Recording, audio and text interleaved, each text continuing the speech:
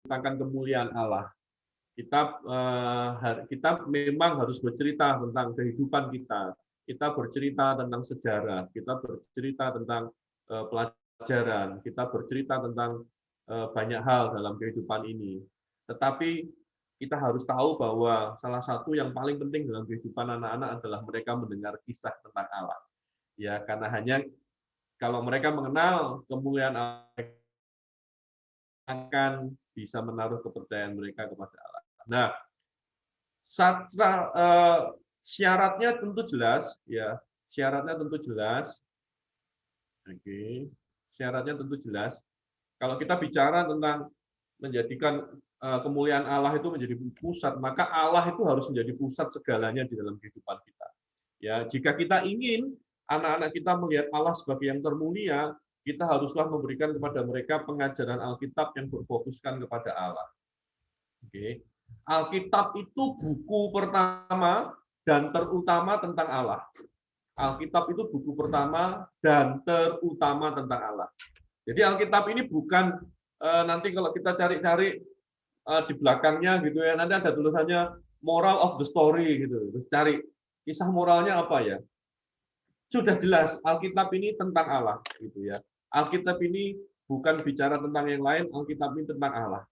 Bahkan ketika Alkitab ini bicara tentang kita, itu pun selalu terkait dengan Allah. Ya, ini harus menjadi pemahaman yang tepat. Buku pertama, buku terutama tentang Allah. Allah adalah tokoh utama di dalam Alkitab, bukan Daniel, bukan Daud, bukan Abraham, bukan Paulus, bukan Nuh, bukan Adam dan Hawa, bukan siapa saja yang memang mereka disebut sebagai tokoh-tokoh iman, tetapi tokoh utamanya adalah Allah. Kita harus mengarahkan itu kepada Allah. Bahkan tokoh-tokoh Alkitab pun sebenarnya tidak pernah menyebut diri mereka untuk menjadi pusat di dalam tulisan-tulisan mereka. Ya, kehidupan mereka adalah kehidupan yang dirangkai, kehidupan yang ditulis untuk menyatakan bahwa Allah adalah pusat dari firman-Nya. Ya, jadi kalau kita membaca Alkitab, seharusnya kita bertemu dengan tokoh utamanya, yaitu Allah itu sendiri. Nah, semoga hal ini mengubah cara pandang kita. Saya kasih contoh ya beberapa ya. Saya kasih contoh ya beberapa. Saya skip aja. Misalnya gini, ini buku-buku kita, ini buku-buku Alkitab ya, buku-buku tentang Alkitab gitu. Misalnya ditulis di sini gadis kecil yang berjasa gitu kan. Padahal si gadis kecil itu saja nggak pernah merasa berjasa dalam hidupnya. Sampai-sampai namanya aja nggak diingat gitu ya. Tapi judulnya tentang gadis kecil yang berjasa. Terus judul Alkitab atau judulnya Aku adalah seorang pembunuh raksasa gitu ya. The Champion of Israel. Wah gitu ya. Kita sering mendapatkan informasi atau kita sering mendapatkan produk tulisan-tulisan yang seperti ini gitu. Jadi senternya adalah kepada manusia, senternya adalah kepada tokoh-tokoh itu, tapi senternya bukan kepada Allah gitu. Padahal Alkitab dengan jujur menuliskan Daud adalah seorang yang sangat luar biasa, dikatakan ia melakukan apa yang berkenan kepada Tuhan pada zamannya. Tetapi Alkitab juga menceritakan tentang betapa jahatnya dia membunuh Uria, dia jatuh dalam dosa perzinahan. Itu dilakukan dan ditulis, tidak ditutupi. Karena memang Alkitab bukan tentang Daud. Alkitab bukan tentang pembunuh raksasa, gitu. Alkitab tentang Allah itu sendiri. Apalagi ada mungkin ada yang tapi nanti tolong ya kalau teman-teman punya Alkitab seperti ini atau buku-buku seperti ini enggak usah disobek-sobek, enggak usah ya. Jangan disobek-sobek. Sayang. Enggak, maksudnya ya nanti kita ini hanya saya memberikan provok gitu ya. Saya mau provokasi kita gitu ya, memikirkan gitu.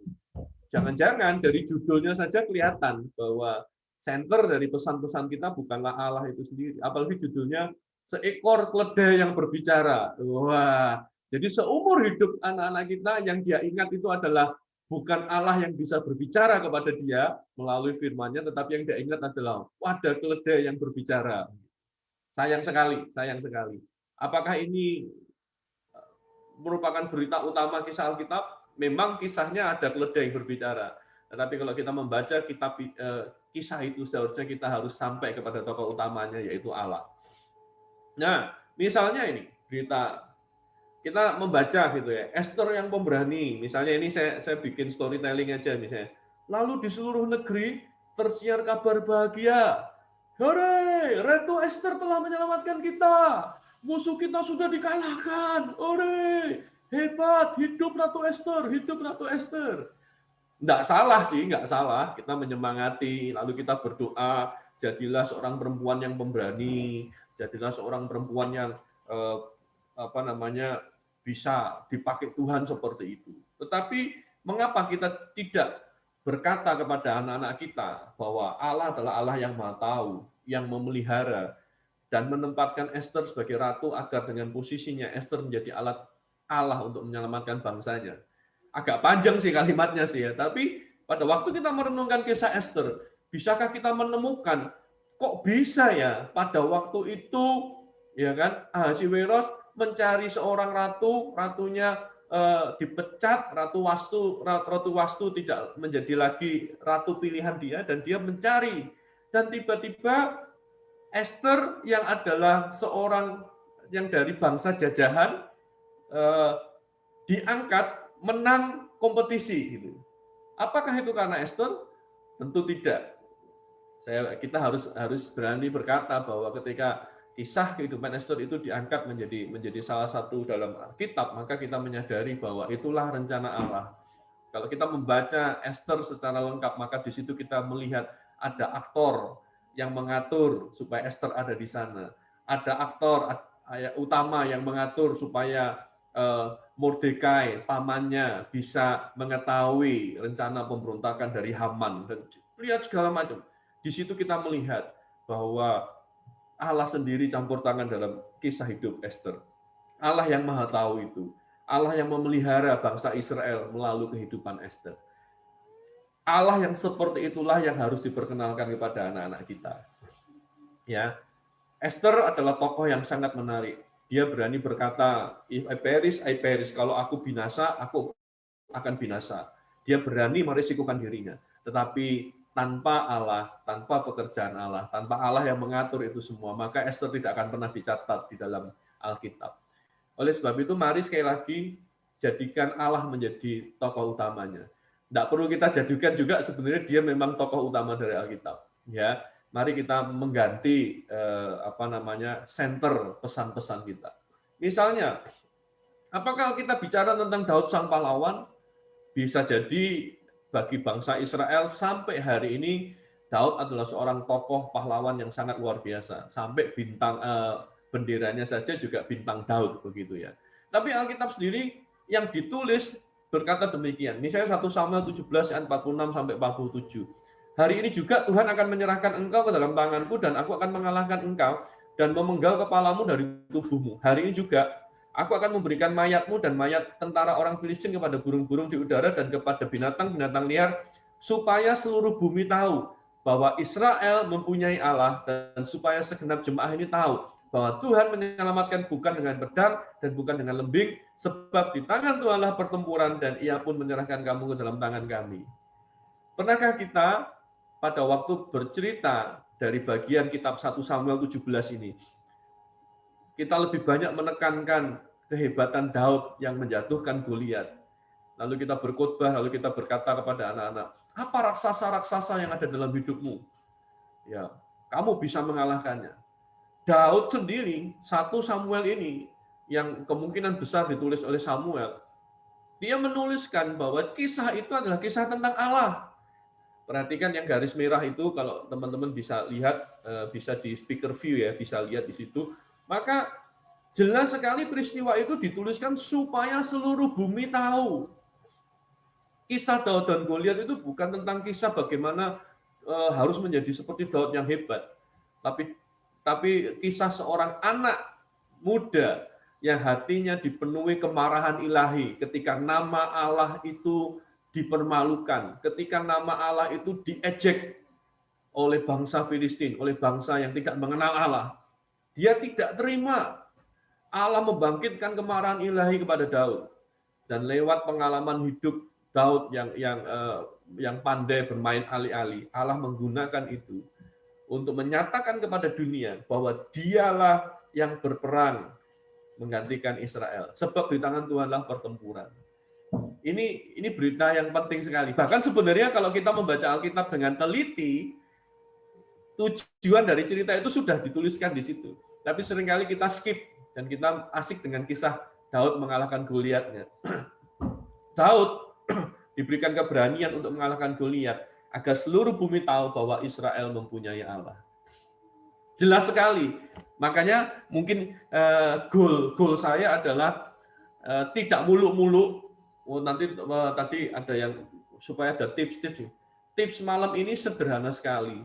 Bagaimana kita mendekati firman Tuhan kembali dan melihat tokoh utama di situ. Itu akan sangat menentukan segala bentuk aktivitas parenting kita. Ya, itu akan menentukan. Nah, misalnya lagi nih, satu lagi deh ya. Laut terbelah, yang terbelah menjadi dua. Wah, kita cerita dengan heboh. Buku-buku cerita kita lihat, wah itu keren nak. Kita cerita sama anak-anak kita. Bayangkan Musa itu cuman mengedangkan tangannya di depan laut terbelah. Ngangkat tangan. Dia acungkan tongkatnya itu ke laut terbelah. Nak. Kamu tahu apa yang terjadi? Tiba-tiba langit itu terbelah menjadi dua. Dan kemudian itu di langit ada suara yang berteriak keras, ada sesosok bayangan yang besar, kemudian dia mengarahkan tangannya ke laut dan berkata, Kamehameha. Lalu kemudian ada bola angin yang besar, dan bola itu menghantam ke laut. Boom! Dan kemudian laut itu terbelah 5 km ke kanan, 5 km ke kiri. Wah, ceritanya seru gitu ya. Ceritanya seru. Hebat. Wah, lalu anak-anak berpikir, wah, gimana caranya kita bisa mendapatkan tongkat Musa ya, Pak? Tapi apakah Alkitab bicara tentang kehebatan Musa? Tetapi perhatikan, bahkan di Alkitab ditulis demikian. Keluaran 14:14. Aku akan mengeraskan hati Firaun, sehingga ia mengejar mereka, dan terhadap Firaun dan seluruh pasukannya aku akan menyatakan kemuliaanku. Sehingga orang Mesir mengetahui bahwa akulah Tuhan, lalu mereka berbuat demikian. Ayat 17, tetapi sungguh aku mengeraskan hati orang Mesir, sehingga mereka menyusul orang Israel dan terhadap Firaun dan seluruh pasukannya, keretanya dan orangnya berkuda. Aku akan menyatakan kemuliaanku. Loh. Padahal di bagian-bagian ayat-ayat ini sudah jelas loh, ya kan? Musa yang menuliskan ini jelas sekali. Kisah itu ditulis untuk apa? Untuk menyatakan kemuliaan Allah, untuk menampilkan Allah yang maha kuasa itu, Allah yang mengendalikan. Bahkan Mesir, negara yang hebat, perang tidak pernah kalah, ya, menjajah atau menduduki kerajaan-kerajaan lain, tapi di tangan Allah. Dikatakan di situ pada waktu mereka lewat ke laut terbelah itu, Allah itu menyapu kembali air itu sehingga mereka tenggelam dan mereka tidak ada nama sama sekali. Itulah peristiwa laut terbelah menjadi Allah. Ayat 18 dikatakan demikian. Maka orang Mesir akan mengetahui bahwa akulah Tuhan apabila aku memperlihatkan kemuliaanku terhadap Firaun. Nah, sebenarnya kalau kita membaca di Alkitab, kalimat-kalimat ini tegas sekali. Semua kisah-kisah di dalam Alkitab itu mengarahkan pembacanya untuk bertemu dengan kemuliaan Allah. Itu ya. Wah, ini pada waktu saya menemukan kebenaran ini, jujur, saya dan istri bertobat. Ya, kami seringkali menjadikan Alkitab ini hanya menjadi alat, bahkan kadang-kadang untuk menakuti anak-anak. Ya, kamu kalau enggak gini nanti lihat loh, kisah ini. Wah, Datan, Abiram dan Korah nih, kalau kamu nggak taat sama papi mami nanti bumi terbelah, kamu masuk ke dalam loh. Alkitab dipakai untuk nakut-nakutin gitu ya. Wah, ini bertobat, saya bertobat. Ternyata Alkitab ini jelas sekali mengarahkan kepada tokoh utamanya yaitu Allah. Nanti bisa dibaca lagi, ya mungkin teman-teman jujur ini sebenarnya sesi saya ini sesi pelatihan kepada guru harusnya, kepada kakak pencerita, tetapi ini waktu ketemu Andi sharing di orang tua, ya boleh deh. Ya, kami jadi nanti kalau sampai ada acak sana sini, tolong ditangkap saja gitu ya. Ya, yang baik ambil, yang buruk pasti tidak ada, semua baik. Sombong amat. Oke, saya mungkin masuk yang begini. Oke, nah sekarang gimana sih caranya ya? Ini gitu ya. Kita mulai coba kita melakukan sesuatu. Gimana caranya untuk kita ini bisa membaca, mengajarkan, mengajak anak-anak untuk melihat Allah sebagai tokoh utama di dalam Alkitab. Ya, saya mau mengajak teman-teman semua untuk sharing. Semoga ini bisa membekali kita semua. Oke, sebentar. Iya.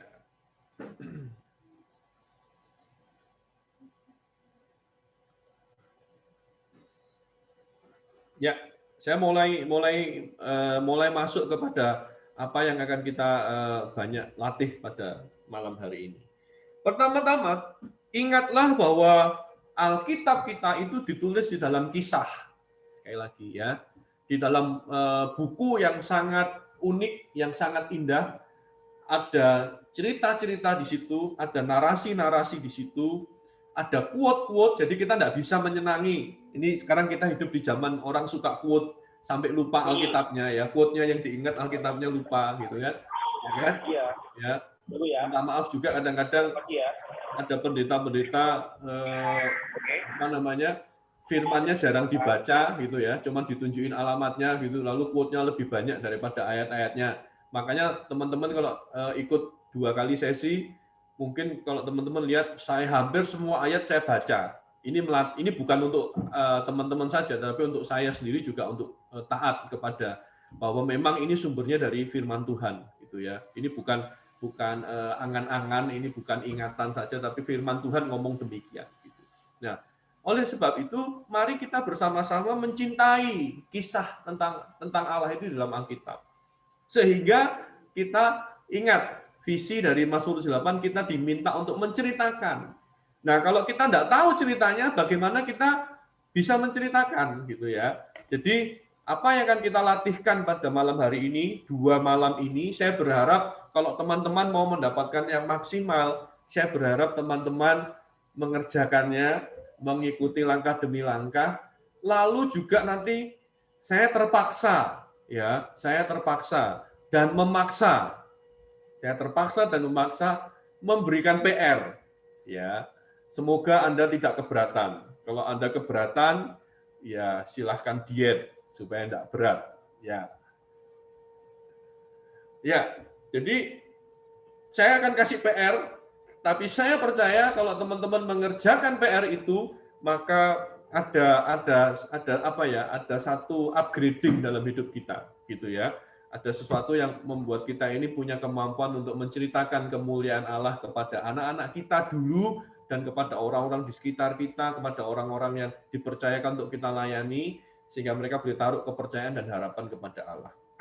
Nah, hal yang akan kita dapatkan adalah kita bisa memahami cerita dengan baik, tetapi kita juga bisa menceritakan dengan baik. Saya akan mulai dengan satu keyakinan bahwa semua orang dapat bercerita. Apalagi minggu lalu dengar 2 minggu lalu ya, kita sudah 2 minggu lalu ya, minggu lalu kita skip ya. Kita dengar cerita dari Jani, cerita dulu juara storytelling di sekolah katanya. Wah, harusnya kita mau mendengar beliau bercerita di depan kita gitu ya. Tetapi intinya entah kita pernah juara atau tidak, semua kita itu dapat bercerita. Oke. Ini yang paling taat menghidupkan videonya terus ini adalah Ibu Agneta Firdausi. Iya. Saya mau tanya sebentar boleh ya? Oke. Panggilannya apa ini? Agneta, Neta, Firdausi atau? Tata aja kok. Neta ya, Neta. Tata ya. Neta tinggal di Jogja ya?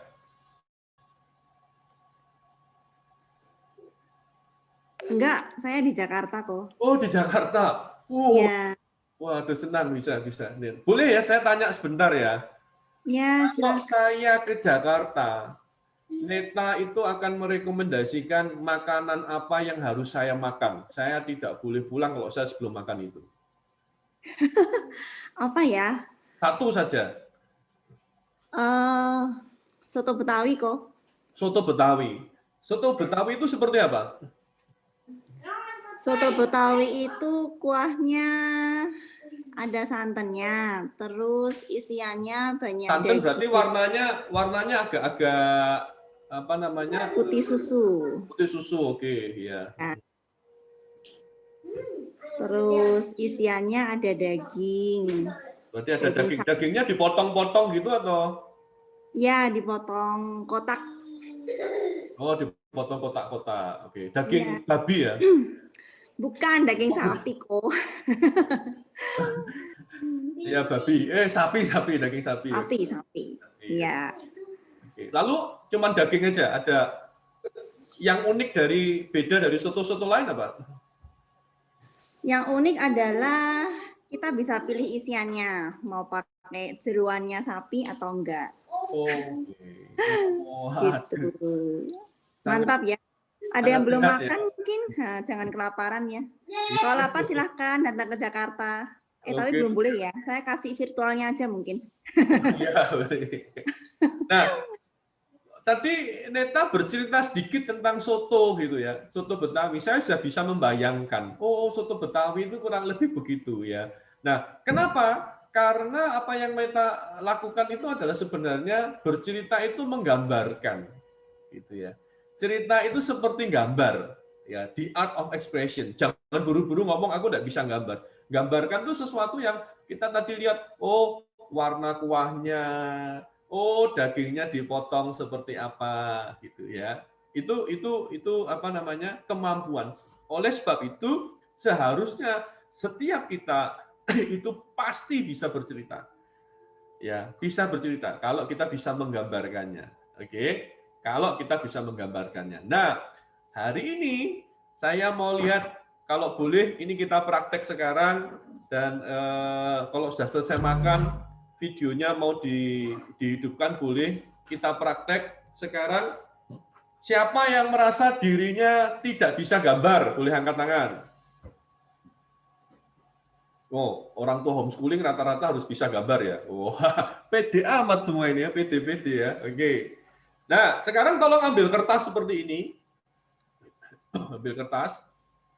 Yuk, kita mulai ya. Kita mulai, kita latihan. Percayalah kalau teman-teman bisa berlatih hari ini, maka teman-teman akan mendapatkan sesuatu yang sangat berharga. Ya, sudah ambil kertas kosong seperti ini, kertas bekas juga boleh.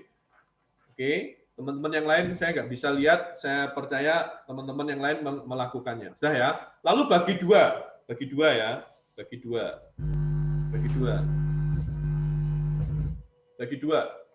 Ya, ada bagian kosong atas dan ada bagian kosong bawah. Oke, sudah nangkap ya? Bagi dua, atas dan bawah. Nah, oke. Sekarang ya, saya akan menampilkan satu gambar yang saya yakin kalau lihat dari mukanya kita-kita ini, mungkin kita ini kurang lebih sepantaran-sepantaran dan tahu tokoh yang saya akan tampilkan. Suami istri tidak perlu contek-contekan, ya. Saya akan tampilkan, tugas teman-teman adalah menggambarkan ulang, ya. Tapi tolong pada waktu menggambarkannya setelah saya memberi perintah mulai. Sudah siap? Kertasnya siap ya? Oke, oke, ya, oke, baik. Oh ini anaknya Jenny lagi sakit kepala. Tuhan jamah, Tuhan sembuhkan. Oke, ya, sudah ya. Saya akan tampilkan. Tolong jangan mulai sebelum saya beritahu mulai. Oke. Iya, kita tahu semua. Tidak usah digambar lingkarannya, gambar tokohnya saja, gambar Mickey Mouse-nya saja. Ya, mukanya Mickey Mouse, gambar saja. Mulai dari sekarang.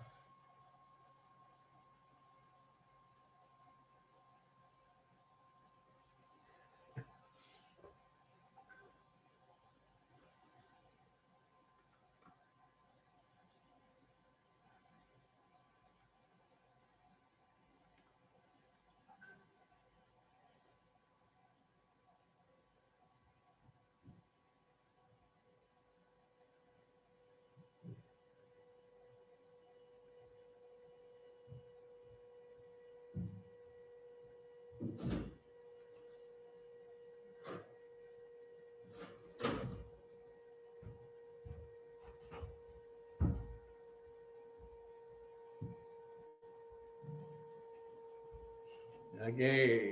Tolong ya, tadi perintah saya adalah menggambar Mickey Mouse, bukan Teletubbies ya. Oke. Ya. Sip? Sudah? Oke. Ya. Baik. Tolong ditunjukkan ke screen hasil gambarnya. 1, 2, mulai. Ya, tunjukkan. Ya, kita lihat. Kita lihat. Wah, bagus-bagus gambarnya. Wah, ini gambarnya Hani. Keren ini. Wih, Mickey Mouse-nya keren. Ini memang jago gambar ini. Iya, luar biasa. Oh, ini keren juga ini. Keren-keren semua memang. Itu yang di layarnya Andi ini gambarnya Ika atau gambarnya Andi? Oh, gambarnya Ika. Mana kita lihat gambarnya Andi? Oh, oke, Mickey Mouse masih ya, oke ya. Memang tadi diminta gambar Mickey Mouse ya, bukan apa namanya panda atau beruang atau Teletubbies gitu ya. Oke. Pertanyaan saya adalah, apakah teman-teman merasa gambar Anda bagus? Kalau misalnya orang melihat gambar Anda, apakah mereka tahu bahwa itu adalah Mickey Mouse? Ya, bolehlah dengan percaya diri. Oke, tapi sekarang kita akan melakukan begini. Kita akan melakukan begini. Tolong taruh dulu alat tulisnya, ya. Orang tua yang taat akan menghasilkan anak yang taat. Taruh dulu alat tulisnya, letakkan dulu apa namanya kertasnya. Oke. Sekarang saya akan kasih tugas teman-teman untuk menggambar di bagian yang paling bawah, ya, yang paling bawah, yang kertas kosong yang di bawah. Oke. Sekarang kita melakukan begini.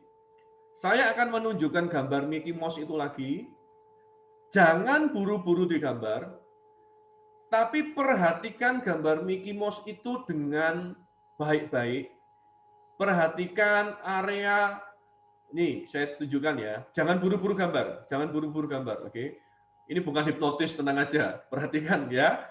Perhatikan area yang gelap, yang berwarna, yang diblok hitam, telinganya, lalu perhatikan misalnya posisi hidungnya, matanya ada di mana, gitu ya. Terus perhatikan posisi mulut, lebar mulutnya seberapa lebar. Oke, jangan gambar, jangan gambar, jangan gambar. Letakkan alat tulisnya, letakkan alat tulisnya. Oke, perhatikan baik-baik. Oke, saya akan tutup gambarnya. Jangan digambar dulu. Teman-teman coba tutup mata dan gambarkan di pikiran Anda. Oke, ya. Oke, silakan coba. Tadi ingat-ingat ya, apa area hitamnya besarnya seberapa, lalu mulutnya lebarnya tadi seberapa, begitu. Oke. Nih, kalau mau lihat lagi boleh ini, saya tampilin lagi. Ya, saya tampilin lagi nih. Ya, kalau mau lihat lagi. Keluar. Oke. Nah. Ya, perhatikan lagi. Jangan buru-buru gambar. Tenang aja. Perhatikan. Lihat, matanya itu juga ternyata dari besaran putih dan hitamnya itu dia besarnya berapa banyak lebarnya gitu ya. Oke. Sudah? Siap? Sudah siap ya? Oke. Oke, sekarang silahkan gambar lagi.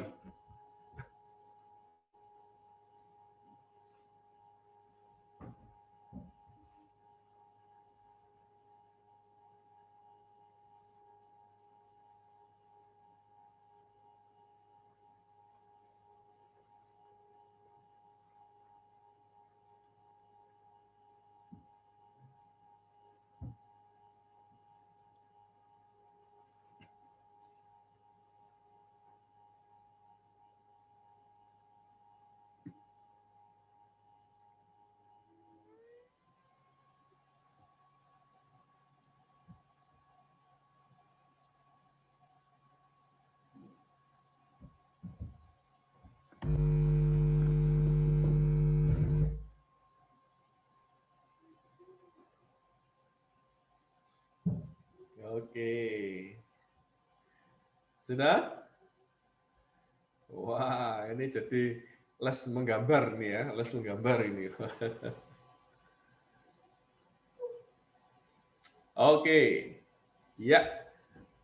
Oke, kita akhiri dulu menggambarnya, cukup ya. Oke.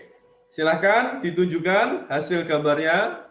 Oke, teman-teman, mari kita lihat. Inilah hasil gambar Mickey Mouse yang kedua, silahkan ditunjukkan. Iya, oke. Semua sudah menunjukkan tuh. Oke, ya, baik. Sekarang tugas teman-teman adalah kalau ada anak-anak boleh atau ada pasangan suami dengan istri, tolong coba perhatikan gambar yang pertama dan gambar yang kedua, mana yang lebih baik? Tadi saya lihat Hani ini ya, Hani ini jago gambar ya. Gambar yang pertamanya, kita lihat gambar pertamanya. Sama-sama ya, lihat gambarnya Hani ya. Oke, gambar yang pertama duluan. Ini gambar pertamanya, oke. Ya, gambar yang keduanya. Gambar yang kedua. Nah, ya, oke. Menurut saya gambar ini perfect sekali, gitu ya. Yang pertama bagus sih, ya. Tetapi kalau kita perhatikan dengan contoh tadi, maka yang sangat mendekati adalah yang kedua. Oke, betul ya.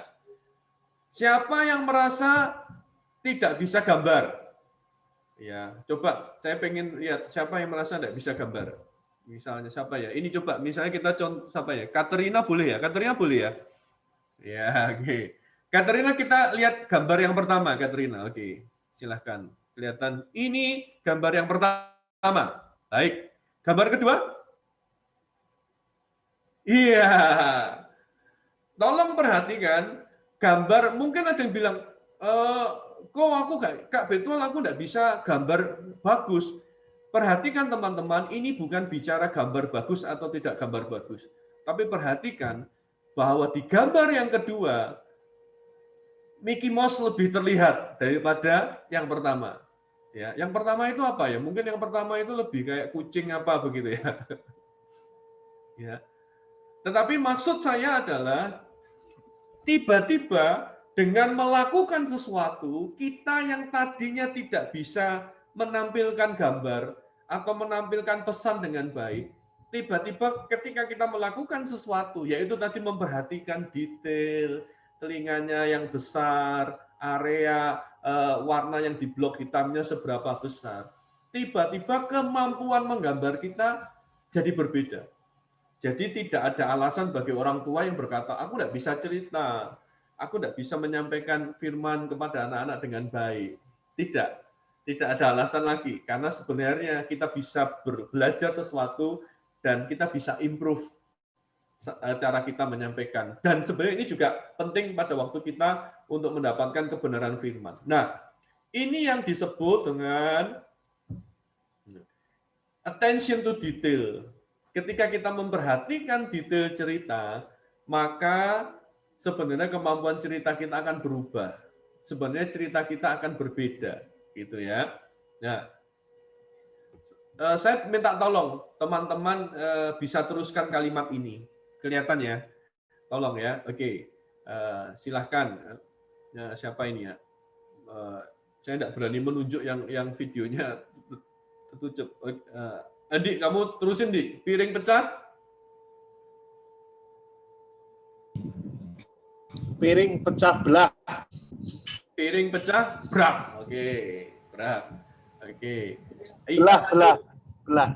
Oh, piring pecah, belah. Oke. Ika lanjut. Piring pecah? Piring pecah belah berantakan. Nggak usah belahnya, nggak usah. Langsung, piring pecah? Piring pecah berantakan. Piring pecah, berantakan. Oke. Neta, piring pecah?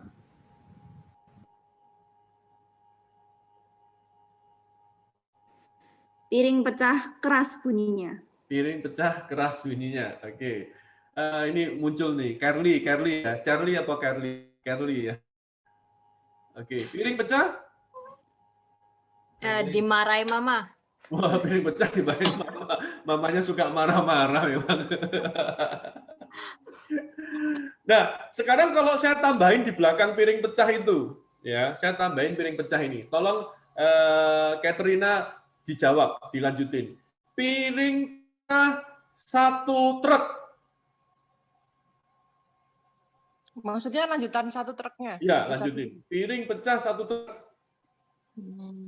Tronton. Tronton, oke. Lanjut truk tronton, apalagi? Kalau misalnya tadi ada yang dikatakan piring pecah Piar gitu. Kalau piring pecah 1 truk bunyinya gimana? Ambil. Piar piar gitu ya, ambiar. Hani, lanjutin. Piring pecah 1 truk.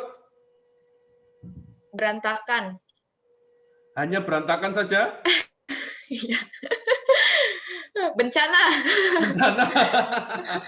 Apakah hanya dimarahi mama seperti kata Kerti tadi? Enggak. Enggak, oke.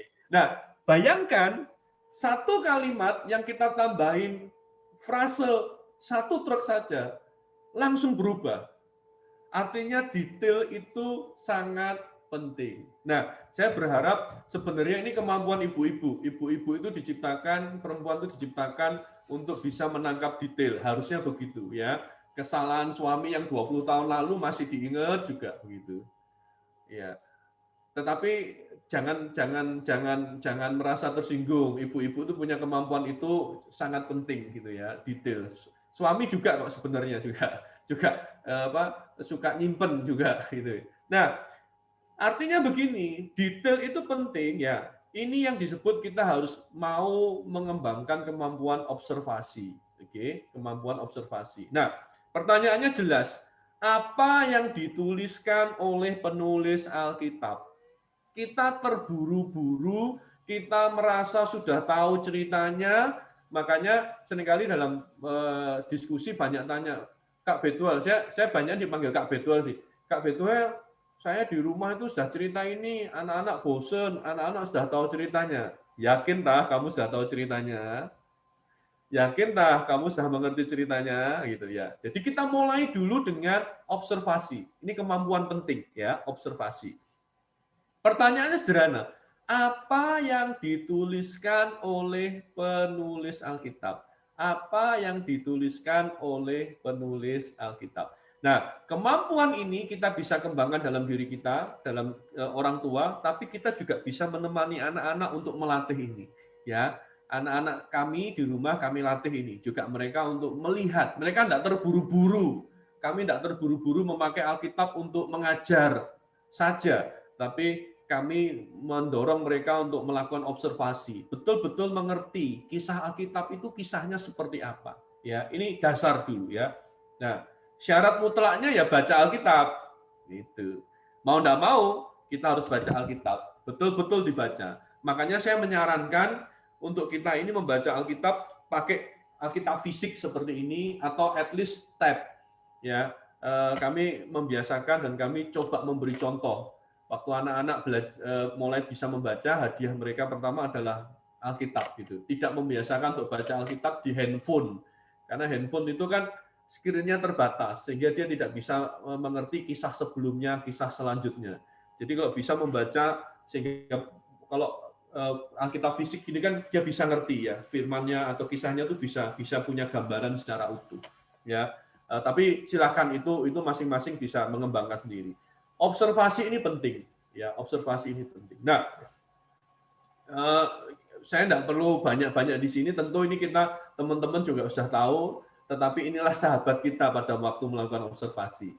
Ya, who, what, when, where, dan how.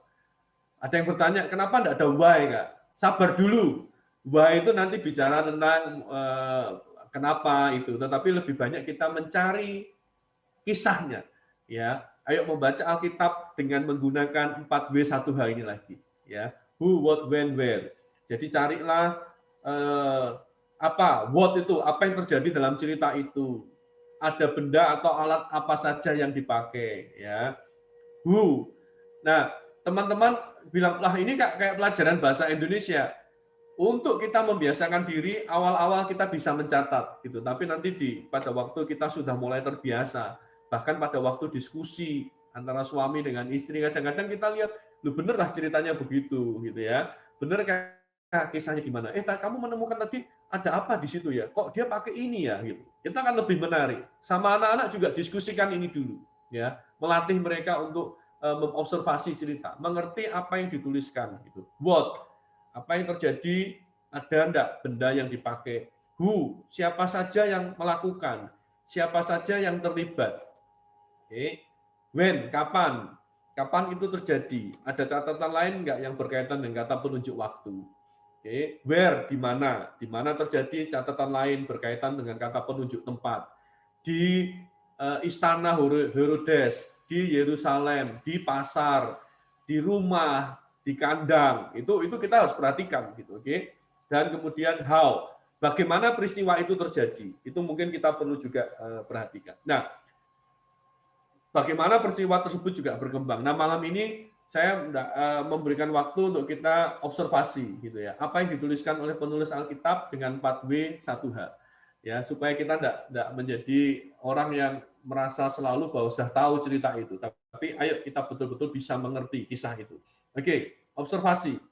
Nah, biasanya ada tips bagi cerita itu dalam beberapa babak. Ya, lalu buat daftar 4W 1H. Ini untuk melatih kita. Please, saya berharap kita menjadi orang tua yang mau belajar menjadi orang tua yang mau mengusahakan yang terbaik gitu ya. Nah, ayo kita latihan. Sekarang buka Alkitabnya Matius 2 ayat 1 sampai 12. Matius 2 ayat 1 sampai 12. Ya, Matius 2 ayat 1 sampai 12. Ya, ini latihan. Oke. Sekarang teman-teman bisa buka Matius 2 ayat 1 sampai 12. Kemudian tuliskan di selembar kertas, di kertas itu bikin daftar tadi 4W. Who, what, gitu ya. Nah, tuliskan seperti ini. Ayo kita observasi. Sekali lagi, malam ini kita banyak latihan. Ya, ini. Saya kasih, langsung kita bagi babak. Ada 3 babak kejadian. Yang pertama, di Matius 2 ayat 1 sampai 12 itu kejadian di kota Yerusalem. Lalu kemudian ada kejadian di istana Herodes. Lalu kemudian ada kejadian di kota Bethlehem. Oke. Ya. Oke. Nah, sekarang coba sambil membaca itu boleh kalau berdua dengan istri, dengan suami boleh kali ini boleh contek-contekan, boleh sambil membaca bareng ya. Coba temukan bersama, coba what gitu ya. Apa saja yang ada dalam peristiwa itu? Ada nggak benda-benda juga yang disebutkan? Lalu who, siapa saja yang terlibat di dalam peristiwa itu? Ya, silahkan dituliskan. Ayo ambil waktu menuliskannya ya. Sebentar, ayo. Sorry, gambarnya Kobetwell nggak kelihatan ya kameranya? Atau ada yang bisa lihat kamera dari Kobetwell nggak ya? Gelap, nggak kelihatan. Ya, Iya, gelap nggak kelihatan. Benar-benar. sepertinya bandwidth-nya lagi down tempatnya Kobetwell. Oke. Oke, ini di screen cuman ada tulisan Matius 2 ayat 1 sampai 12 itu aja. Nggak ada. Oh, enggak ada. Gelap Nggak sama ada. sekali. Iya, betul. Gelap, black, hitam.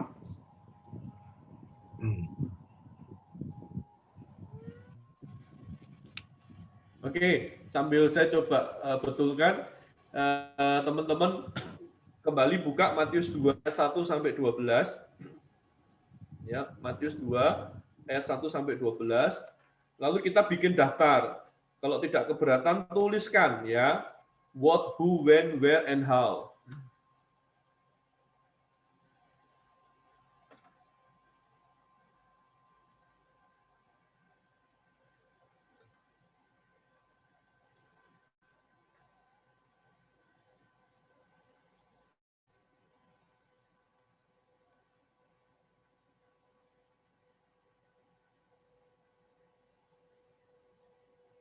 Belum kelihatan ya? Sudah kelihatan?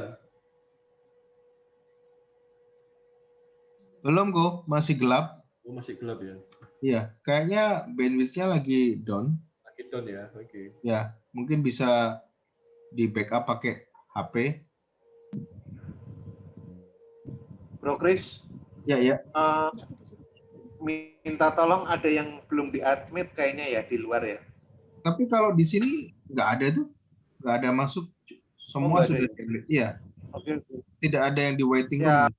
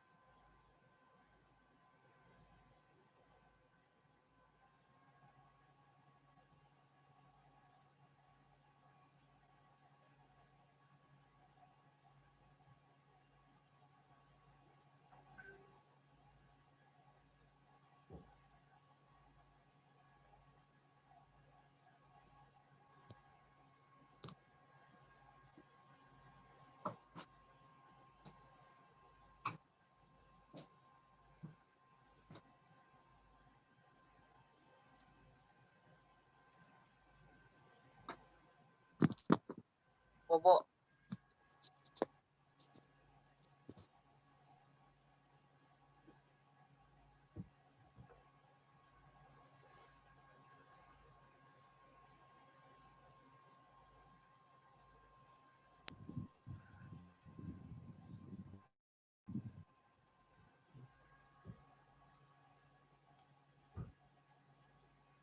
Waktunya orang tua belajar.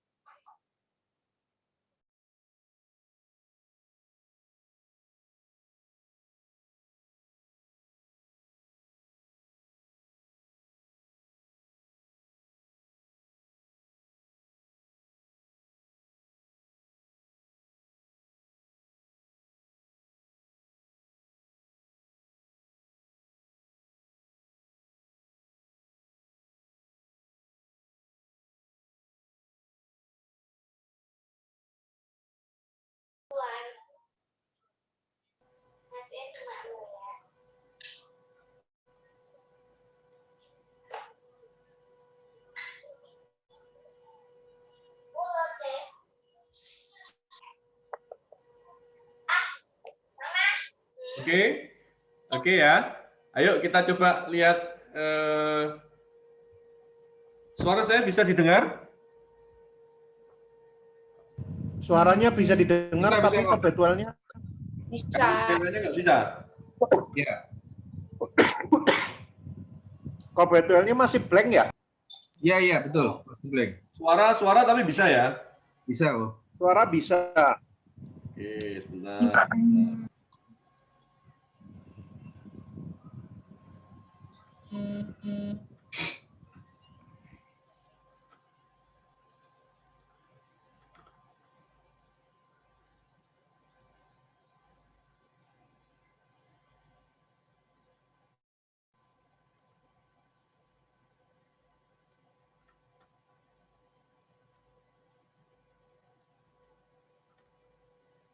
Masih belum kelihatan ya?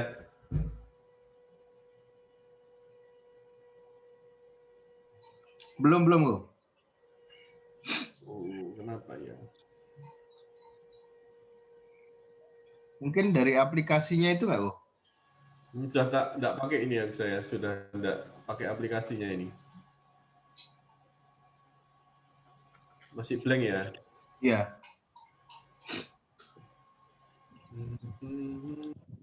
Atau coba lift terus masuk lagi ya? Ya. Ya, sambil teman-teman masih ngerjain ya, ada waktu saya tak lift sebentar, nanti saya balik lagi ya. Ya, baik. Ya.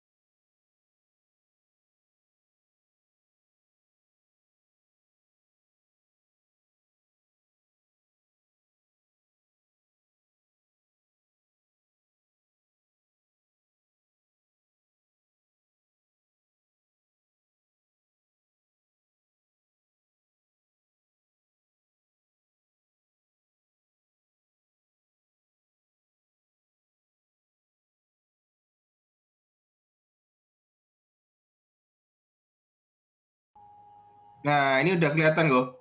Kelihatan ya? Ya. Oke. Ya, kelihatan. Sip. Oke, ayo kita coba baca sama-sama ya. Semoga ini tidak meresahkan teman-teman. Jadi kita mungkin, wah ini kok kayak belajar lagi ya. Memang orang tua harus mau belajar ya, gitu ya. Yuk kita lihat sama-sama ya. Matius 2 ayat 1 sampai 12. Yuk ya. Kita lihat sama-sama ya, Matius 1. Ya, ini saya bacakan sambil teman-teman baca Alkitab. Kalau bisa di-unmute, bisa kita bisa ngobrol bersama. Kita ngobrol, ini kita observasi bersama. Jadi bisa di-unmute, siapa saja bisa menjawab ya. Yang sudah dituliskan ya, 4W1H-nya tadi. Ayo, saya minta interaktif supaya kita bisa saling membekali gitu ya. Ayat 1.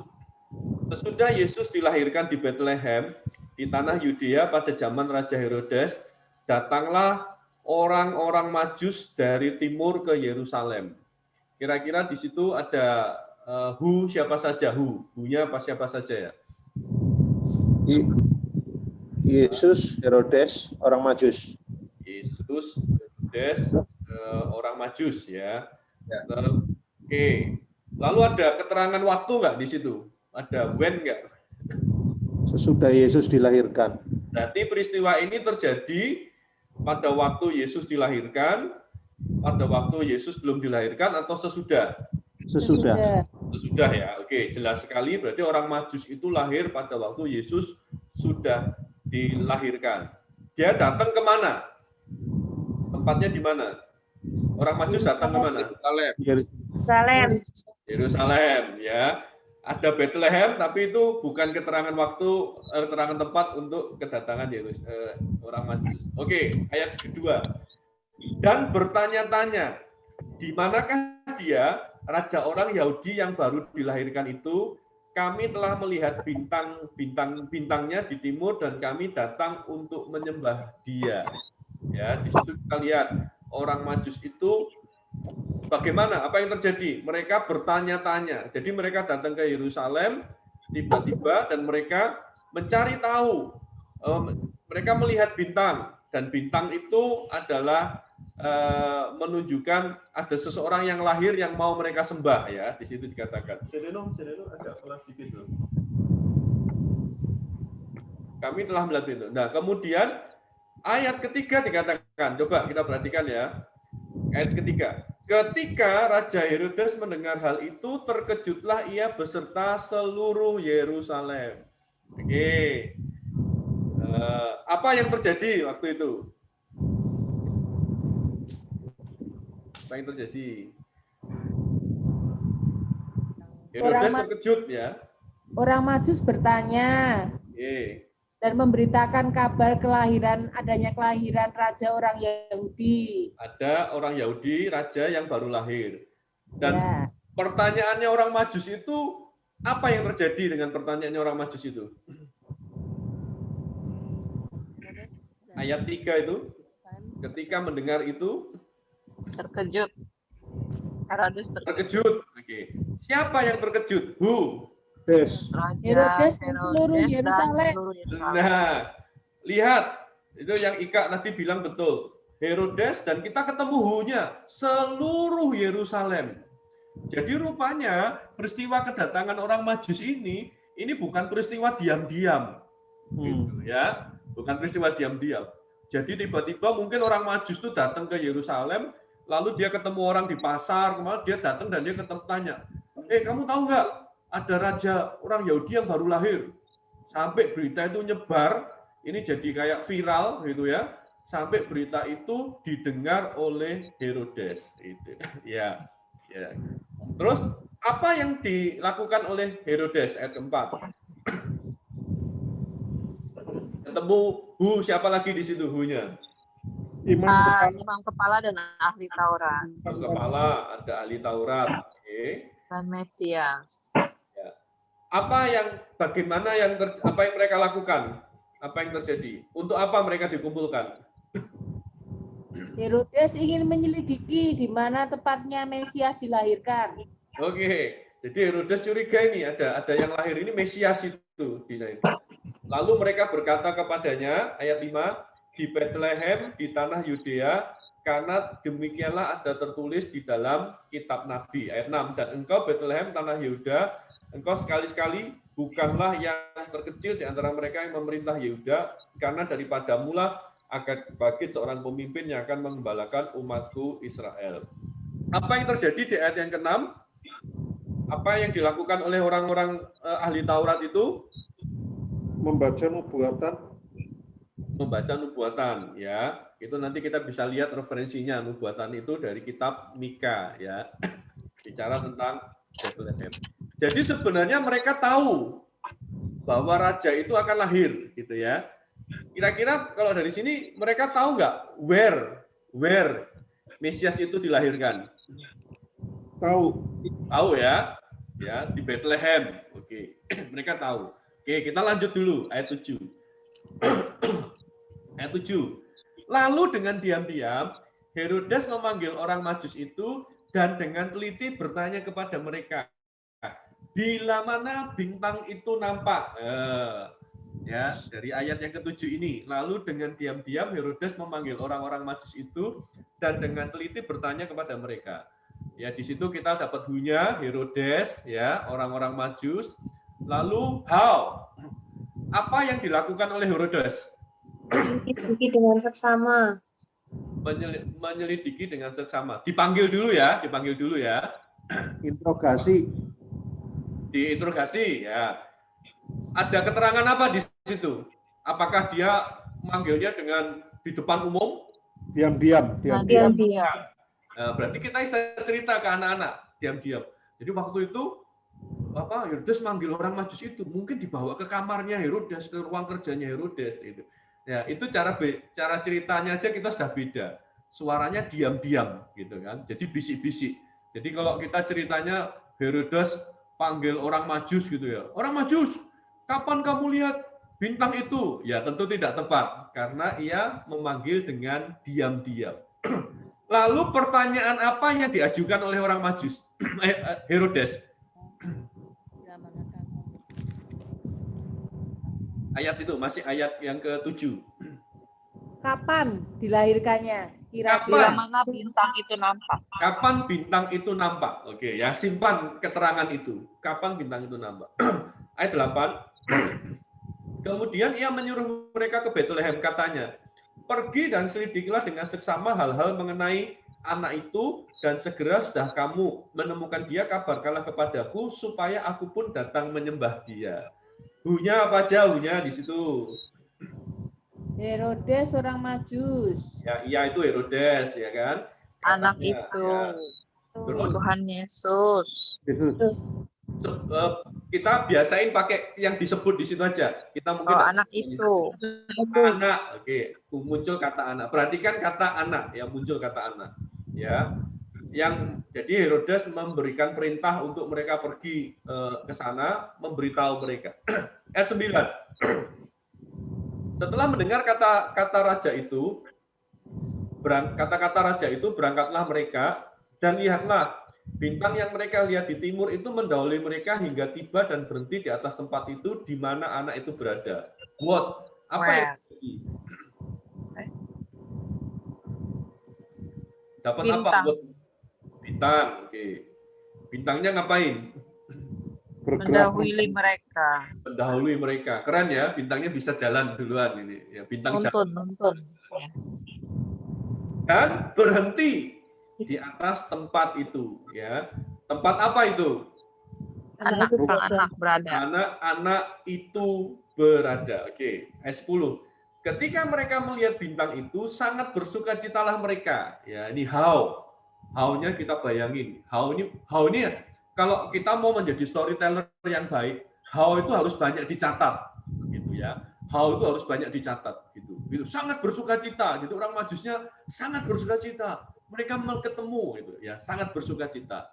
How itu harus banyak dicatat untuk kita bisa menceritakan dengan baik. Ayat yang ke-11. Maka masuklah mereka ke dalam rumah itu dan melihat anak itu bersama Maria ibunya, lalu sujud menyembah dia. Mereka membuka tempat harta bendanya dan mempersembahkan persembahan kepadanya, yaitu emas, kemenyan, dan mur. Ya. Ayat 11. Hunya siapa aja di situ hunya? Maria. Orang Majus. Orang Majus, lalu Maria. Anak itu. Anak itu. Anak itu. Oke. Where-nya apa where? Rumah. Ayat 11. Mereka masuk ke dalam kandang. Rumah. Bukan kandang ya? Bukan. Kok dekor Natalnya kok orang Majusnya ada di kandang? Rumahnya kayak kandang mungkin, Bro.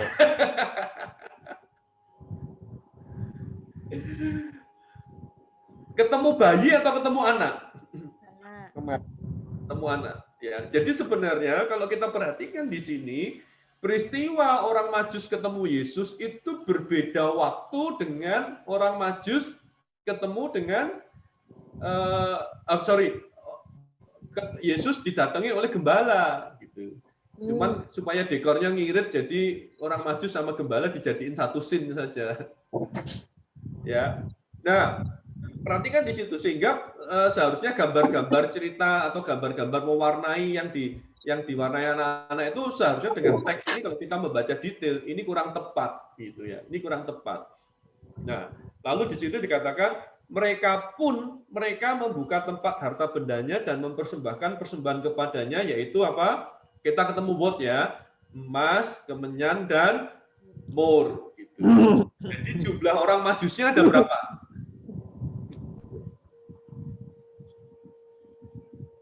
Nggak disebut. Nggak disebut. Bukan 3 ya? Bukan. Yang 3 itu apa? Jenisnya. Jenis persembahan. Persembahannya. Jadi jumlahnya orang majus ada berapa? Terserah. Terserah. Menurut teman-teman, kira-kira yang mereka bawa itu kalau emas, kemenyan, dan mur ini benda yang berharga atau tidak? Berharga. Berharga ya, berharga. Artinya sebenarnya kalau kita dari sini kita bisa mendapat gambaran bahwa orang majus ini orang-orang kaya, orang-orang yang berduit ya, raja-raja dari timur. Sehingga tidak mungkin mereka datang tuh 3 orang saja bawa emas begitu, jalan jauh, lalu mereka ketemu Yesus gitu. Bisa dirampok di jalan mereka.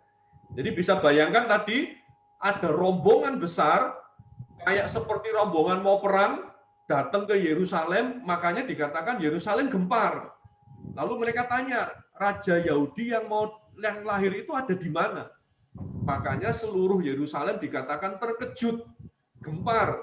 Karena ini pasti datangan rombongannya besar, gitu. Nggak mungkin 3 orang saja, bisa rombongan yang sangat besar, gitu. Dan perhatikan pertanyaan tadi, Herodes berkata, bila mana anak itu datang, gitu. Sebenarnya di situ kita bisa mendapatkan motivasi. Herodes pengen tahu, ya kan? Kira-kira orang Majus ini lihat bintang itu kapan? Karena apa? Karena bintang itu menunjukkan kapan kelahirannya anak itu. Tujuannya apa? Supaya Herodes tahu apa? Umurnya. Makanya jangan heran pada waktu kita baca ke bawah, ayat-ayat yang ke bawah, kita dapati Herodes membunuh anak-anak yang berusia di bawah berapa umurnya? Yo. 2 tahun. Di bawah 2 tahun, ya kan? Dari mana Herodes tahu? Ya dari jawabannya orang Majus tadi. Mereka kurang lebih. Jadi teman-teman bisa bayangkan orang Majus itu berjalan mencari Yesus, lebih kurang perjalanan mereka itu menempuh waktu 2 tahun. Luar biasa. Perjalanan yang luar biasa. Mereka mencari bayi Yesus itu. Ini hal yang kita bisa tekankan juga kepada anak-anak kita. Itu loh, orang itu kalau sudah diterangi oleh Yesus, maka ia itu punya kerinduan yang mencari. Tapi mami berdoa untuk kalian supaya hidupmu itu diterangi, supaya hidupmu itu ditarik untuk datang kepada Yesus. Karena itu tidak bisa diusahakan manusia, gitu ya. Ya anugerah didatangi lewat bintang, gitu. Kita berdoa untuk itu. Anak-anak kita malah sampai mereka memberikan yang terbaik, emas, kemenyan, dan mur.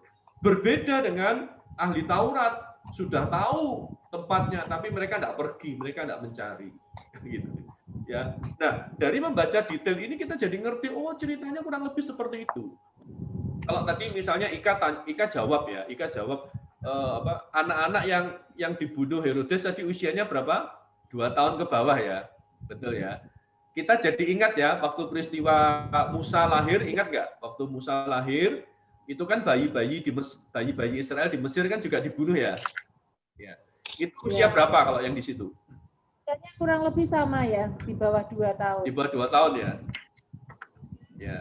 Nah, itu PR untuk kita semua. Adakah di situ disebutkan usianya atau karena kita sudah terbiasa menyamakan peristiwa itu lalu kita bercerita, ya waktu itu bayi-bayi di Israel itu yang di bawah 2 tahun dibunuh semua. Apakah ada? Ini penasaran kan? Ayo. Nanti cari tahu. Ya, ini cari tahu gitu. Siapa yang dulu suka cerita ke anak-anak begitu? Ayo. Ya. Nah, artinya apa? Artinya kita bercerita saja kita masih belum menguasai ceritanya dengan baik. Oleh sebab itu saya percaya Alkitab ini sangat kaya. Ya, kita bisa menggali, kita bisa teliti, kita observasi dengan baik. Bahkan anak-anak usia SD sudah waktunya dibangkitkan rasa penasaran mereka untuk mereka mengobservasi. Ya, nanti coba dilihat di ceritanya Musa. Ada nggak anak-anak itu Tidak dibawa? ada katanya kok. Tidak Ya? ada. Tidak ada. Tidak ada. Tapi siapa yang sering cerita? Maminya. Maminya nggak pernah pakai umur kok ceritanya. Oh ya.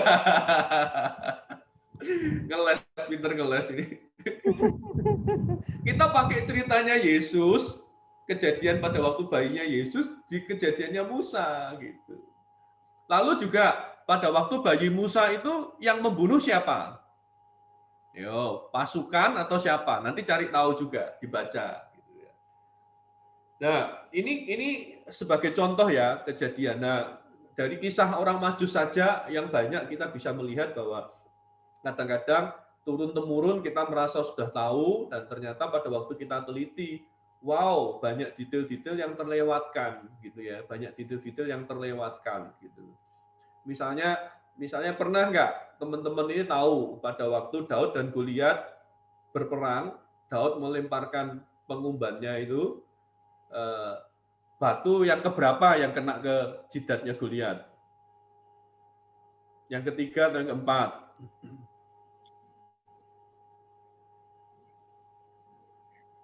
Daud itu kan bawa 5 batu, ya kan? Dia ngambil 5 batu. Batu yang pertama itu sila pertama, batu kedua sila kedua. Bukan bercanda saya. Nah, batu keberapa yang kena jidatnya Goliat? Batu pertama kok. Pertama ya. Ini semua pada ragu-ragu semua sekarang jawab. Ketiga. Nah, nanti dicari tahu ya. Terus Goliat itu jatuhnya kemana? Ya. Ke depan, ke belakang, ke samping. Ya. Nah, ini hal simpel yang kita kadang-kadang kita lupakan gitu. Kalau orang Majus Timur itu timur dari mana ya timurnya? Nah, kalau Alkitab itu memang tidak memberitahu, kita mungkin tidak perlu. Tapi kalau anak-anak itu rasa ingin tahu ada, nah ini kesempatan cari peta, ya kan? Peta Yerusalem ada di mana, timurnya ditarik. Kita nggak bisa ngerti itu timur itu bisa panjang sekali, bahkan bisa ke Cina itu, karena memang konon katanya ada pada tahun itu ada tokoh-tokoh ahli-ahli orang Cina itu yang hilang selama 2 tahun. Ada mitos seperti itu juga gitu. Karena kalau ditarik timurnya juga bisa ketemu Cina, bisa ketemu Irak sekarang juga bisa gitu. Ya. Karena berhubungan Mazmur Kemenyannya itu ya hasil alamnya ya. Ya, gitu ya. Oke. Kalau yang berdasarkan orang Katolik kan orang Majusnya ada 3 namanya. Itu berdasarkan kisah sejarah atau mereka ngarang? Itu tradisi ya itu ya. Itu tradisi, itu Tapi mitos belum yang tentu terbukti dikembangkan. kebenarannya ya itu ya. Ya, itu hanya tradisi yang dipercayai. Tapi maksud saya begini, ini tidak hanya untuk pengetahuan, tapi ini menunjukkan kita melatih kalau kita mau bisa menggambarkan Mickey Mouse, ya, enggak harus bagus, kita enggak harus bisa jago gambar, enggak seperti tadi Hani itu kan, gambarannya memang luar biasa itu. Kalau orang bilang itu dewa gambar sudah gambarannya bagus gitu. Tapi kita tetap bisa menampilkan gambaran yang bisa dipahami, bisa dimengerti ketika kita mau mengobservasi, kita mau membaca dengan detail. Nah, kita sekarang hidup di zaman yang begitu cepat, kita hidup di zaman yang maunya ringkas-ringkas, sehingga kadang Alkitab kita tidak baca, gitu ya. Ini kemampuan yang pertama yang perlu kita punya, yaitu mengerti apa yang terjadi sebenarnya, apa yang diceritakan oleh penulisnya. Gitu. Ini dulu kalau kuliah sekolah teologi, pelajarannya ini namanya hermeneutika ini, pelajarannya 1 semester nih. 2 semester, SKS-nya banyak ini. Ini teman-teman belajarnya cuma 1 jam. Ya, jadi mungkin saya tidak akan lama-lama. Ya, ini 2014, pukul 8:14. Ini ilmu pertama. Nanti sebelum kita ngarahkan kepada, jadi cari tahu dulu ceritanya. Kita punya habit seperti itu. Nanti suami istri bisa juga itu bisa saling baca gitu kan, terus bikin lomba-lomba, yang salah yang kalah mijitin gitu kan, ya coba gitu dibikin ya. Dan nanti anak-anak mulai dilibatkan gitu. Cara membaca Alkitab yang paling sederhana adalah memahami cerita terlebih dahulu. Gitu ya. Bisa ditangkap ini ya. Semoga ini bisa memberkati. Nah, PR-nya ini. PR-nya. Boleh dikerjakan dengan pasangan. Minggu depan teman-teman tolong, ini ada kelihatan nggak ya? Nanti aku kirim juga gambarnya ya. Ada 5 bagian firman Tuhan, semua kisah tentang Yesus. Mujizat-mujizat yang dicatat di dalam kitab Yohanes, Kisah Rasul dan Lukas tentang mujizat-mujizat yang dilakukan oleh Tuhan Yesus. Ya, nanti tak kirim lah lewat Andi bisa disebarkan. Ya, teman-teman boleh pilih teks-teks Alkitabnya. Lalu tugas teman-teman adalah membuat 4W1H. Oke. Membuat 4W1H dari cerita itu. Please jangan merasa dulu bahwa sudah tahu cerita-cerita itu. Misalnya Yesus melakukan mujizat di Kana gitu ya. Ya, kita cari tahu dulu gitu ya.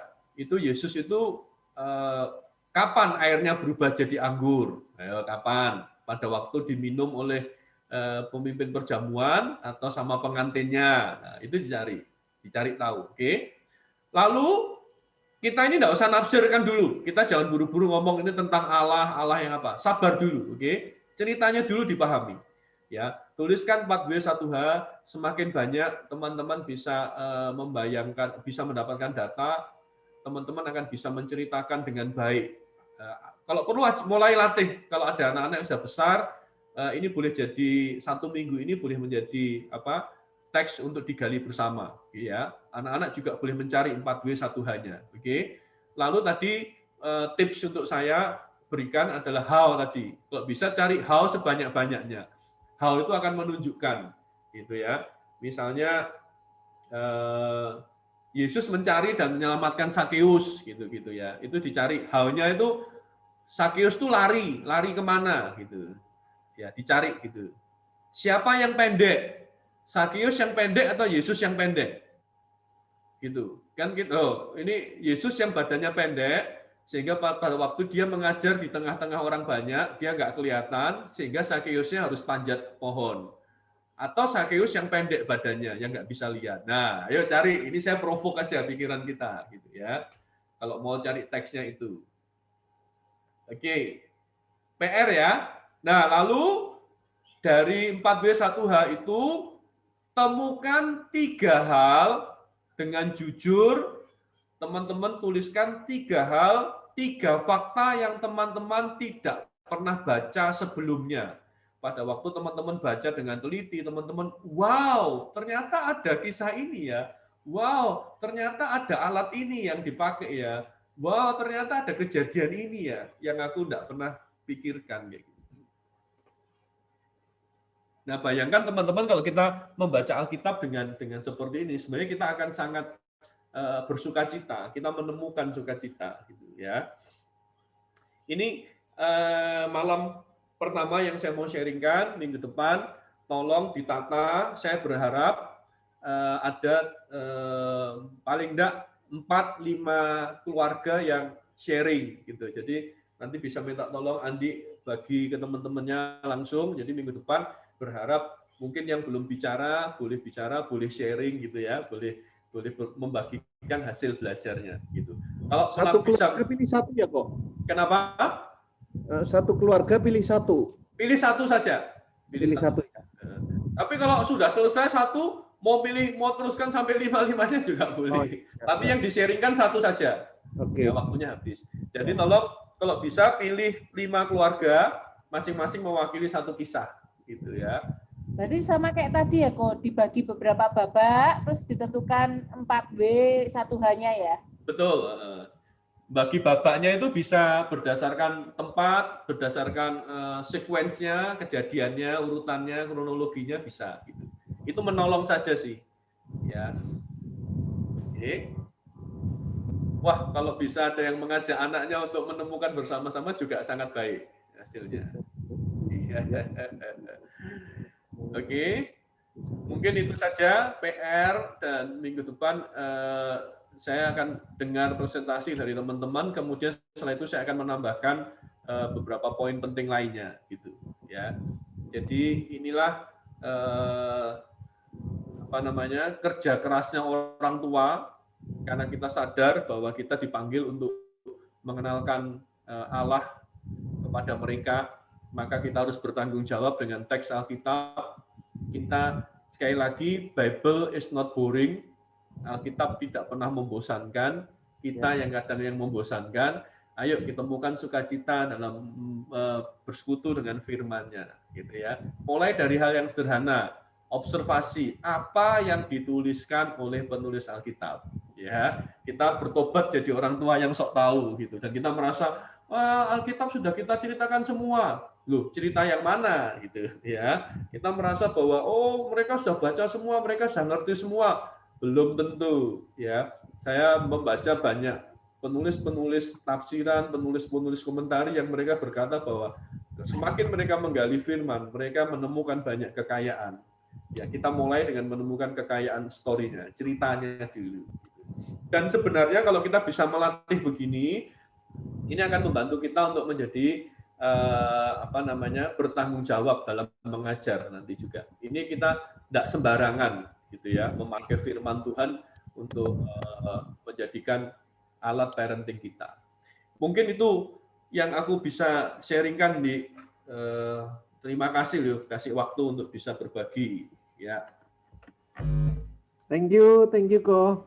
Mungkin kalau ada yang mau menanggapi atau mau memberikan pertanyaan di session pertama ini, silakan langsung bisa bertanya.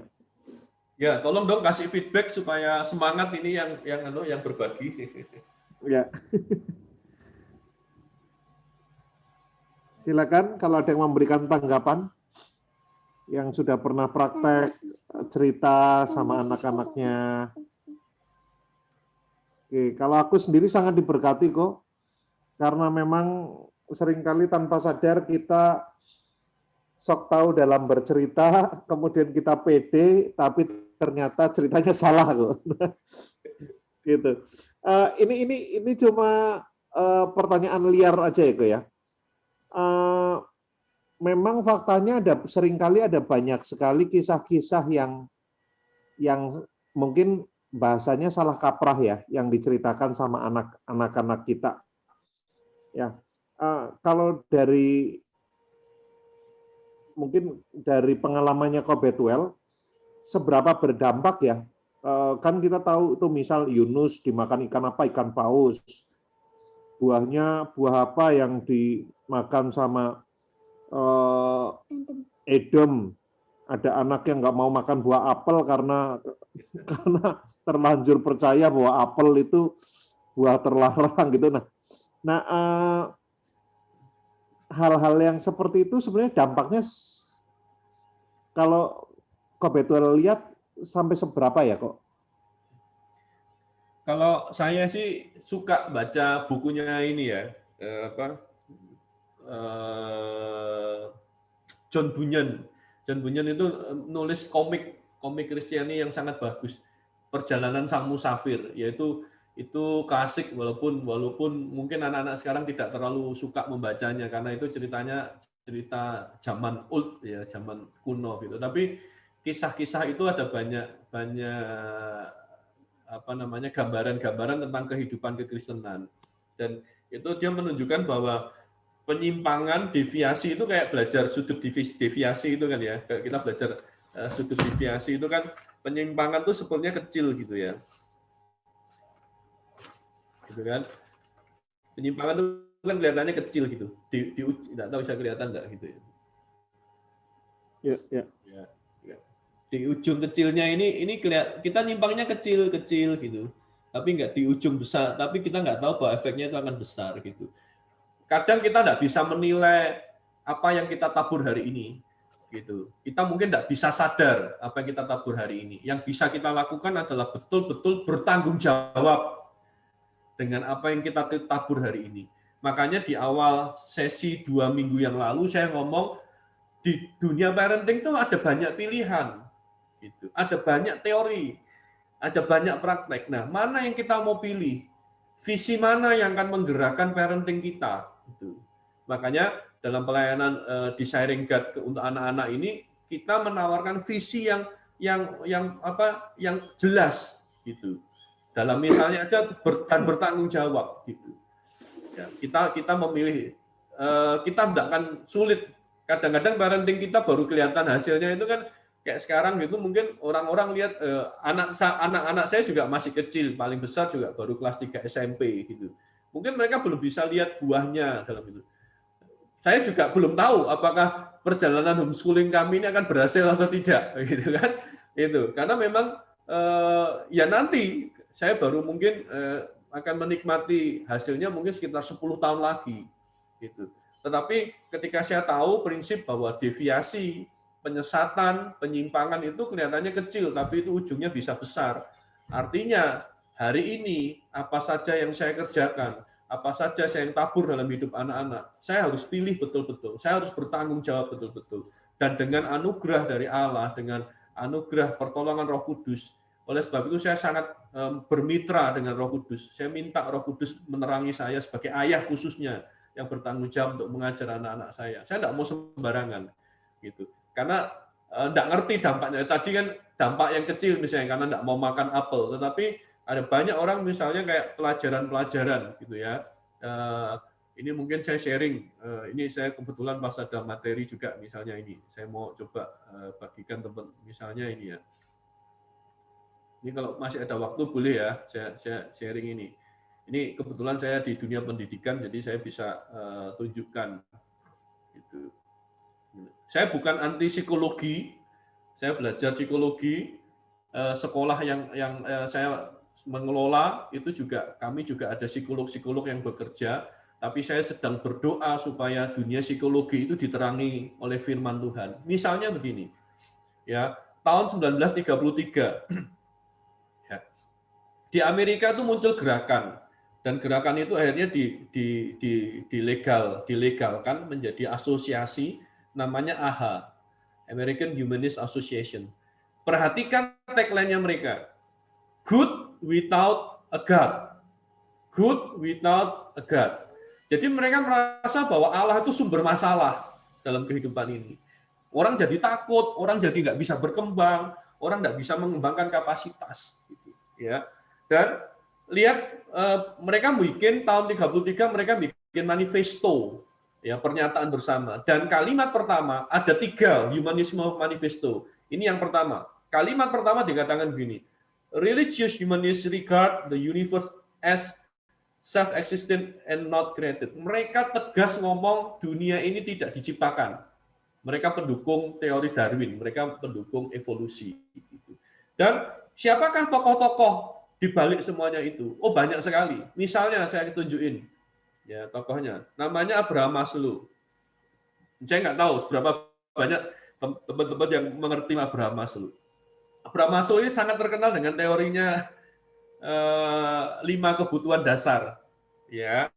Fisiologis, rasa aman, anak harus punya rasa aman, harus ada sosial. Sampai puncaknya adalah aktualisasi diri. Gitu. Di mana tentang kehidupan kerohanian? Tidak ada, memang tidak ada. Kenapa? Ya, pusatnya manusia, aktualisasi diri. Sejak humanisme ini digolkan, sejak ini memang banyak tokoh-tokoh psikolog yang menekuni gitu ya. Maka sejak hari itulah muncul pengajaran-pengajaran tentang self actualization gitu. Muncullah pengajaran tentang self healing, muncullah pengajaran self forgiveness, muncullah pengajaran tentang self-image. Kalau kita membaca dalam sejarah pengajaran gereja, pengajaran kekristenan, iman kekristenan, pengajaran tentang self-image itu tidak pernah ada. Baru muncul di dunia modern. Dan sebenarnya yang kita belajar bagus sih, kita harus punya gambar diri yang sehat. Tapi apakah kita tidak lebih mengajarkan kepada anak-anak tentang gambar Allah di dalam hidup mereka? Bukan gambar diri mereka, tapi gambar Allah yang rusak, yang ditebus oleh Yesus. Dan sekarang mereka bukan untuk mengembangkan gambar dirinya mereka, tapi memunculkan gambar Yesus. Sampai Paulus katakan rupa Kristus itu terwujud di dalam hidup mereka. Itu. Sampai Yohanes bilang, aku semakin berkurang, Allah yang semakin bertambah di dalamku, Yesus semakin bertambah dalamku. Gitu. Tetapi tanpa sadar gitu, kita ngajar self image, tidak salah, silahkan saja gitu. Tapi apakah kita itu mengajarkannya dengan diterangi? Apakah kita akan memilih untuk mengajarkan ini atau kita lebih memilih mengajarkan gambar Allah di dalam hidup mereka? Mereka diciptakan serupa dengan gambar Allah, tetapi itu rusak oleh dosa. Tapi puji syukur, Yesus sudah memulihkan gambar itu. Bahkan ia sekarang menaruh gambarnya di dalam hidup mereka. Gitu. Pernahkah kita berkata demikian kepada anak-anak? Atau kita sekedar ngomong, kamu tuh cantik di hadapan Tuhan anakku, kamu itu berharga di mata Tuhan. Gitu. Apakah kita tidak memberikan satu kenyataan bahwa gambar Allah dalam hidup mereka itu sudah rusak? Dan itu butuh penebusan Yesus. Disitulah Injil harus diberitakan. Gitu. Ya. Nah, ini kita harus hati-hati sekali gitu. Makanya tadi kalau pertanyaan Andi, seberapa itu akan merusak. Segala sesuatu, kalau kata John Bunyan, segala sesuatu itu pakai deviasi. Kelihatannya kecil, tapi kita nggak tahu itu besar. Makanya jangan heran, mereka-mereka yang terdidik di dalam keyakinan akan evolusi, gitu ya. Makanya kita harus berdoa bagi psikolog-psikolog, gitu. Dibangkitkan psikolog-psikolog Kristen yang cinta Tuhan, yang berdasar kepada firman Allah, bukan kepada keilmuan yang berpusatkan kepada manusia. Ini balik di kejadian di Eden, gitu. Manusia ingin jadi Allah, manusia ingin jadi pusat dunia, gitu. Jadi yang bisa kita lakukan, kita tidak bisa nunggu seberapa jauh itu efeknya, tapi kita yakini bahwa hari ini sebagai orang tua kita harus bertanggung jawab, memilih. Jangankan ngomong tentang kerohanian, ngomong tentang makanan aja kan kita pilih kan, gitu kan? Ya kita pilih, makanya kita cari tahu anak harus bertumbuh seperti apa, anak harus gimana. Kita pilih sekolah atau PKBM aja sekarang pada milih kan, gitu. Wah nanti mereka ikutin PKBM mana gitu. Apalagi kalau ini berurusan tentang kekekalan, urusan tentang iman mereka kepada Allah. Aku pikir kita tidak punya pilihan lain. Kita harus bertanggung jawab. Apa yang kita tabur, kita harus minta yang terbaik, minta hikmat. Salah satunya tadi, bacakan firman saja. Salah satunya tadi, memperkenalkan firman saja. Kenapa kita melakukannya dengan sembrono? Aduh, sangat menyedihkan kan? Makanya kita harus bertobat, kita harus minta pertolongan Tuhan, anugerah Tuhan, supaya kita itu hari ini, bahkan pada waktu aku menyampaikan firman, aku akan sampaikan, supaya mereka melihat Allah sebagai tokoh utama di dalam Alkitab. Itu sih lebih begitu, aku kalau mau boleh jawab. Kobetwell.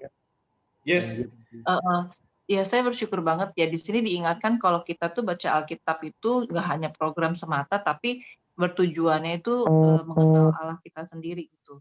Nah, berarti kalau misalkan setiap baca Alkitab itu kayak ada motonya bisa ya kita bilang anak-anak kita sekarang ingin mengenal Tuhan kita melalui firman Tuhan. Jadi kita kayak ada semacam afirmasi seperti itu. Terus kayak gitu kalau misalkan sudah membaca satu pasal gitu boleh nggak saya kayak mengekspresikan wah Tuhan kita dari yang kejadian itu kita mengekspresikan Tuhan kita seperti apa, terus kita juga bertanya dengan anak-anak atau kita perlu hati-hati dalam hal begini.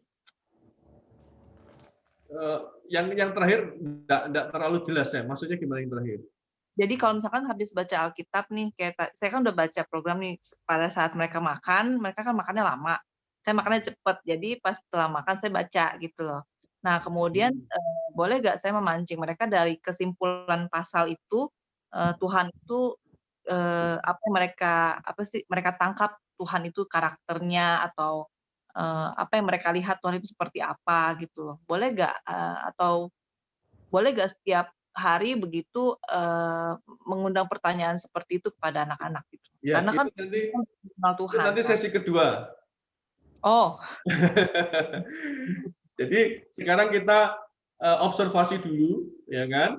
Nanti yang kedua itu kita akan melakukan interpretasi. Interpretasi itu mengarahkan semua teks itu kepada pesan Allah, baru kemudian kita melakukan aplikasi. Gitu. Oke, thank you. Minggu depan ya. Oh tadi PowerPoint saya nggak keluar. Ini tadi yang saya cerita ini apa humanisme manifesto tadi. Ini Abraham Maslow tadi. Ini pilihan. Ya, silakan kalau ada yang mau menanggapi lagi.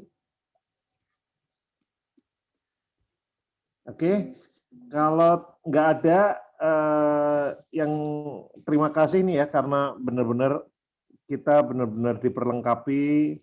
Sekali lagi Ko Betwell, Cisiuling, thank you. Maaf, Selalu Rizky, saya nggak bisa gabung. ya bahwa Alkitab tidak membosankan. Kita yang membosankan. Dan sebagai orang tua, ya kita ini diingetin malam ini untuk jadi observer ya. Mengobservasi, ya kita seringkali baca Alkitab kan kejar, ini ya kayak kejar setoran ya. Jadi ya ini mungkin harus bertobat, kemudian menjadi orang tua yang bertanggung jawab, terutama dalam menceritakan Alkitab. Karena ini adalah sesuatu yang penting. Ya mungkin itu sedikit resume malam ini. Nah ini ada iklan sedikit sebelum kita tutup dalam doa. Mungkin nanti saya minta tolong Pak Amos, masih ada nggak ya Pak Amos? Tadi kayaknya ada. Oh nggak ada nih, udah hilang. Mungkin saya minta tolong nanti untuk doa penutupnya Ibu Agneta ya. Tapi sebelumnya saya mau kasih kesempatan untuk sedikit ini Siska, adik saya mau promosi buku yang keren banget. Silakan Siska, boleh 5 menit share sama semua teman-teman di sini. Halo semua, koko-koko, cici-cici, om dan tante. Suara Siska kedengeran kan ya? Ya, masuk. Kedengeran nggak ya, Kok, suaranya? Masuk. Oke. Dengar. Terima kasih sudah diberi kesempatan. Jadi di sini kita sedang ngadain program yaitu namanya One to Read, One to Share. Itu kita menjual 4 paket buku. 4 buku ini, bukan 4 paket buku. 1 paket buku berisi 8 buku dengan 4 judul buku. Yang nanti di mana kalau membeli 1 paketnya itu ada 8, 4 akan diberikan kepada yang membeli dan 4-nya lagi akan disumbangkan kepada anak-anak di desa Patukoto, Kecamatan Molo Utara, Kabupaten Timur Tengah Selatan, Nusa Tenggara Timur. Jadi dimohon buat om dan tante, kakak-kakak semua bisa membantu program ini. Terima kasih. Jadi nanti bukunya itu dikasihin ke waktu Koto itu kamu yang berangkat dan tim ya? Iya, benar kok. Jadi nanti yang berangkat Siska dan teman-teman. Oke, jadi ini mission trip.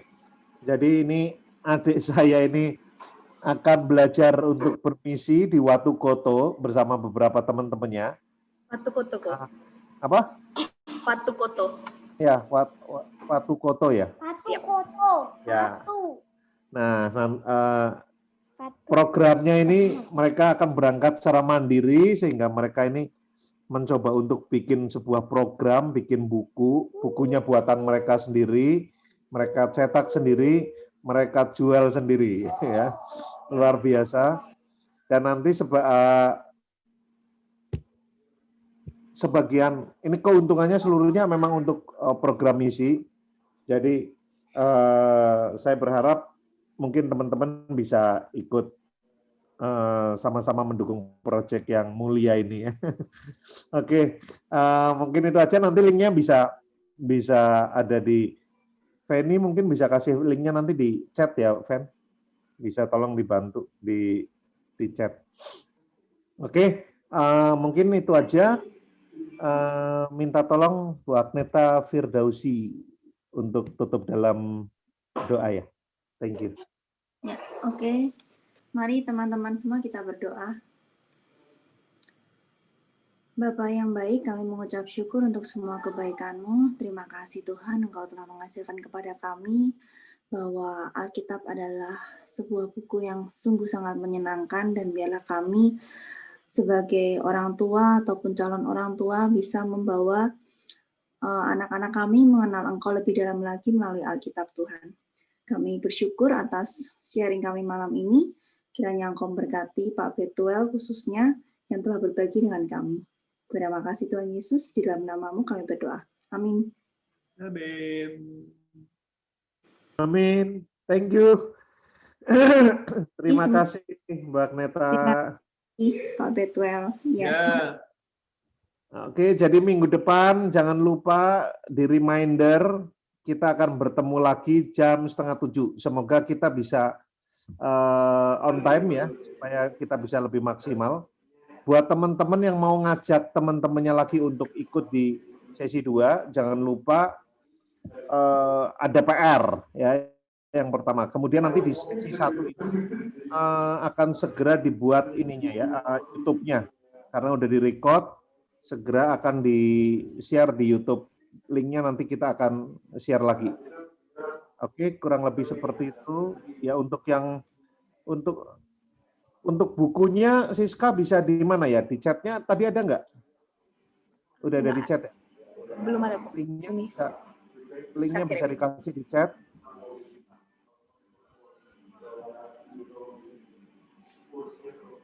Ya, ada link yang ada di chat untuk yang mau beli bukunya, silahkan bisa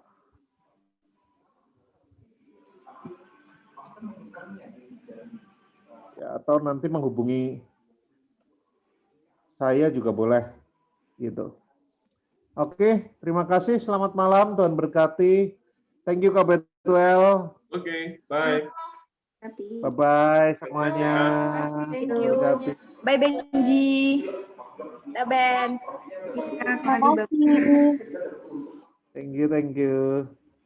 Dadah Benji. Uncle Powell. Bye, Koko.